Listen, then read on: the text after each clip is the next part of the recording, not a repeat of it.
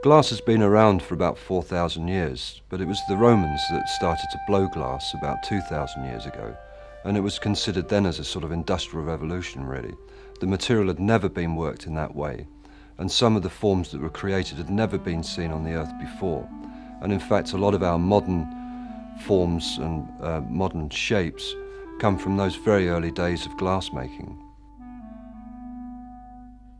Bristol glass actually was fairly unique insofar as it's fairly down home.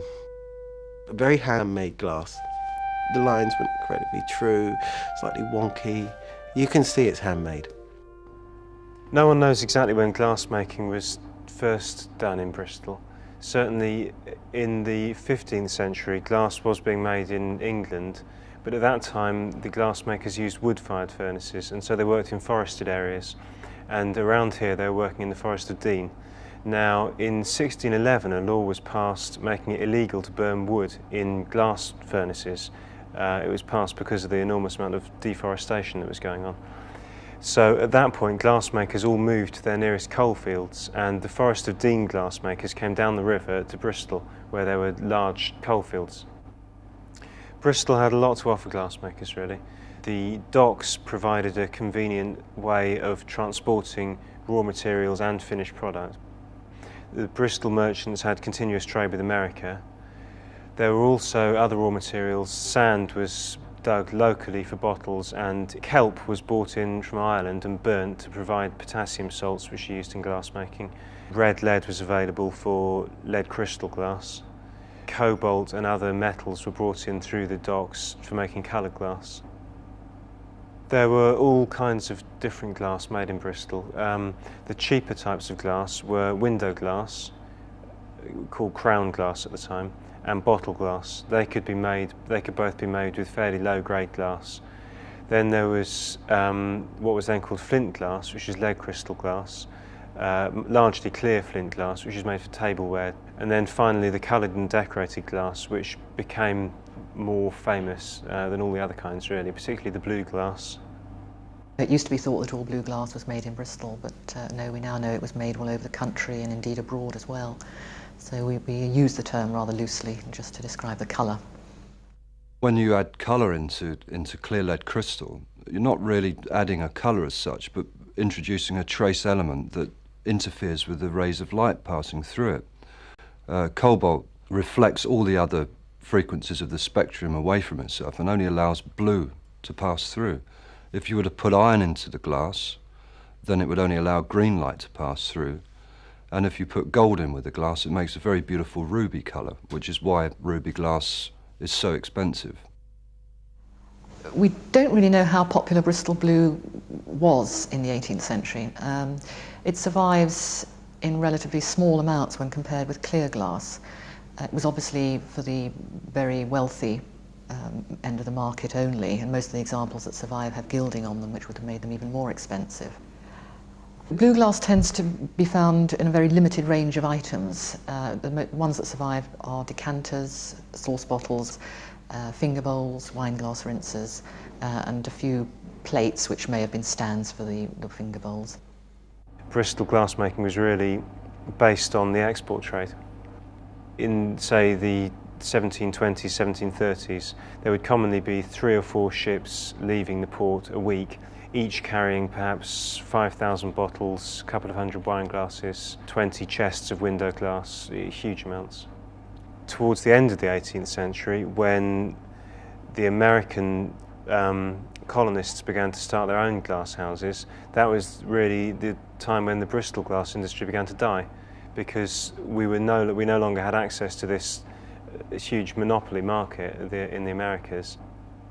The Napoleonic Wars really spelt the beginning of the end for Bristol glassmaking. Shipping was greatly disrupted, and the taxation that was imposed to fund the war effort bore down quite hard on glassmakers and lots of other manufacturers as well. Once Bristol began to decline as an industrial region, it also began to decline as a port, because it doesn't have that many advantages as a natural port. Avonmouth is much better. And at that point, the port was very underfunded, and the combination of those factors led to a fairly widespread collapse in manufacturing and trade. Now, by about 1820 or 30, there was only one large glassmaking company left, Powell's. They actually carried on through the 19th century until about 1921, but for the last 70 years of their life, they were making manufactured clear glass, window glass, and perhaps manufactured wine glasses and so on as well. It was 1988. We were looking for some people who actually blew glass. We wanted to make contact with people who actually made glass, with an idea to do Bristol blue glass in a hot glass studio in Bristol. So we had an art exhibition called Hot Glass 88, and we invited all people from the southwest who made glass, which was about 3 people at the time, to have an exhibition of their work. Peter was the most successful glassmaker. He made the most sympathetic stuff towards our goals.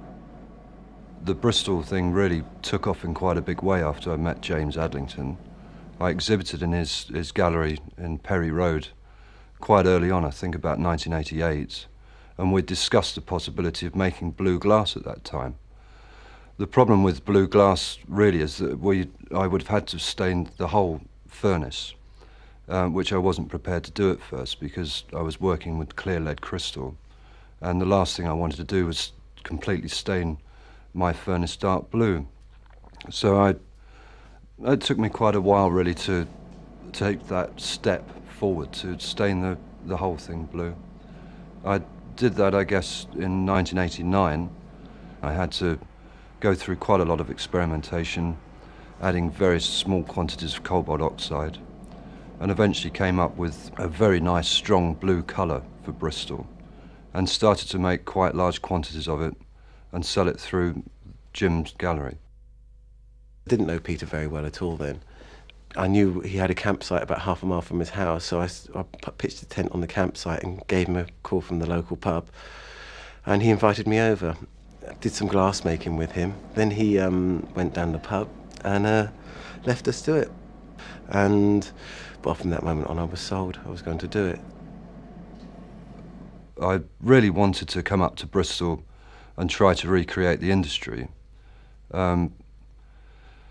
And eventually James managed to secure an old pottery for me in Colston Yard, which was perfect. It had all the old pottery equipment, and of course it was possible to come up here and start to make blue glass in Bristol, which was the first time in about 150 years that the glass had been made here.